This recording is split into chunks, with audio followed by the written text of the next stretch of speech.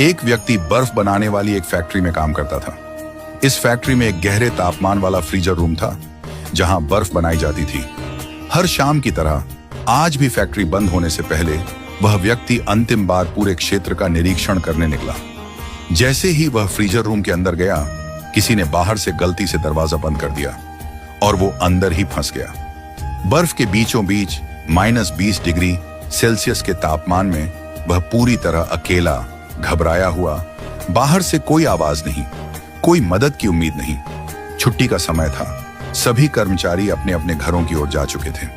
धीरे धीरे जब उसे यह एहसास हुआ कि अब वह शायद कभी बाहर नहीं निकल पाएगा, उसके शरीर की गर्मी घटने लगी, हाथ कांपने लगे, होंठ नीले पड़ने लगे, उसकी सांसें भारी होने लगी और जीवन की डोर छूटती प्रतीत होने लगी।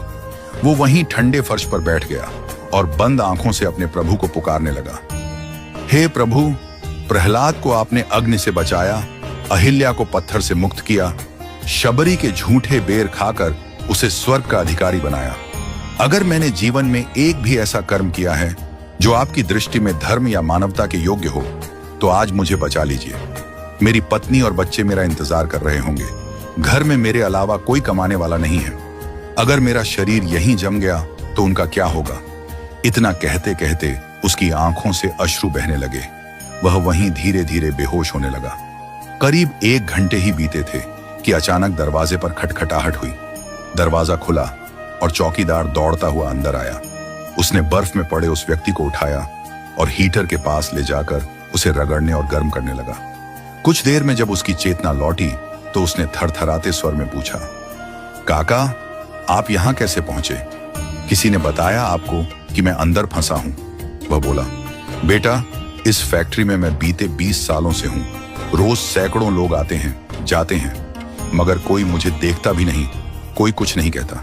लेकिन तुम जब भी आते हो, मुस्कुराकर राम राम काका कहते हो और जाते वक्त फिर कहते हो, काका, घर ठीक से जाना, ठंड है। तुम्हारे इस एक राम राम में ऐसा अपनापन होता है कि मेरा सारा दिन अच्छा हो जाता है। आज जब सब लोग निकल गए, मैंने सबके जाते वक्त निगाह डाली, पर आज तुम्हारी राम राम काका आवाज नहीं आई। मैंने इंतजार किया 5 मिनट, 10 मिनट, फिर दिल घबरा गया। फिर मैंने फैक्ट्री के एक एक कमरे को खोजना शुरू किया और जब फ्रीजर रूम तक पहुंचा तो देखा दरवाजा अंदर से बंद है। खटखटाया और फिर जैसे भगवान ने मुझे वहां भेजा हो, वक्त रहते दरवाजा खोल दिया। वो व्यक्ति निशब्द हो गया। उसकी आंखों से भी आंसू बहने लगे। उसे आज यह समझ में आ गया कि कभी कभी जीवन में सबसे बड़ा पुण्य